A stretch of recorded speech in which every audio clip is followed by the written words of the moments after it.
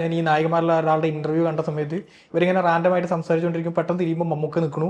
പക്ഷെ ആ ലുക്ക് എണ്ണ തേച്ച് മിനിക്ക് പരത്തി ചീവിയ മുടി എന്നൊക്കെ പറഞ്ഞിട്ട് ഇവര് അതിനെ വർണ്ണിക്കുന്നത്. ഈ ലുക്ക് ശരിക്കും എങ്ങനെയാ നമ്മള് ക്യാരക്ടറിനെ ഡിസൈൻ ചെയ്യുമ്പോഴേ ഇങ്ങനെ തന്നെയായിരുന്നു, അല്ലെങ്കിൽ അത് അയാളുടെ ഒരു ബാക്ക്ഗ്രൗണ്ടും അയാളുടെ പ്രൊഫഷൻ ഇങ്ങനെയുള്ള കാര്യങ്ങളെല്ലാം വെച്ചിട്ട് അയാളുടെ കോസ്റ്റ്യൂം, അതിനപ്പുറത്ത് അയാളുടെ ക്യാരക്ടറിനെ എല്ലാം ഡിഫൈൻ ചെയ്യുന്ന രീതിയിലാണ് നമ്മൾ കോസ്റ്റ്യൂംസ് എല്ലാം സെറ്റ് ചെയ്ത് വെച്ചിരുന്നത്. അതിനൊരു പ്രത്യേക കളർ പാലറ്റൊക്കെ പിടിച്ച് തന്നെ ചെയ്തത്.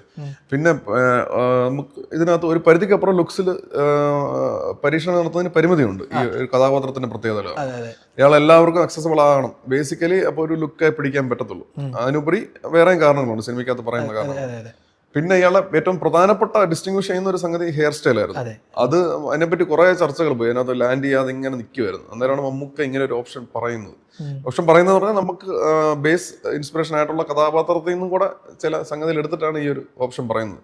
അപ്പൊ നമ്മുടെ ഡിസൈൻ ചെയ്തിരിക്കുന്ന കോസ്റ്റ്യൂമും ഇതും കൂടെ വരുമ്പോൾ അതിനകത്തൊരു പുതിയ സാധനം വരുമെന്ന് ഉറപ്പായിരുന്നു. കാരണം ഈ ഹെയർ സ്റ്റൈൽ അദ്ദേഹം ഉപയോഗിച്ചപ്പോഴൊക്കെ കൂടുതലും വേറൊരു കൈൻഡ് ഓഫ് കോസ്റ്റ്യൂംസും പരിപാടിയായിരുന്നു.